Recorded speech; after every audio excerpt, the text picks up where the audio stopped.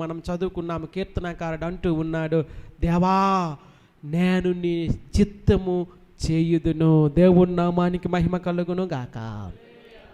స్పష్టమైనటువంటి నడిపింపు మన జీవితాల్లో ఉండాలి. ప్రియులారా, చాలా దురదృష్టకరమైన సంగతి ఏంటంటే, కొంతమంది ఎన్ని సంవత్సరాల నుంచి క్రైస్తవులుగా ఉంటున్నా, ఎన్ని సంవత్సరాల నుంచి సంఘానికి వెళ్తున్నా, దేవుని యొక్క స్పష్టమైన నడిపింపు లేని పరిస్థితి వారి జీవితాల్లో ఉంటుంది.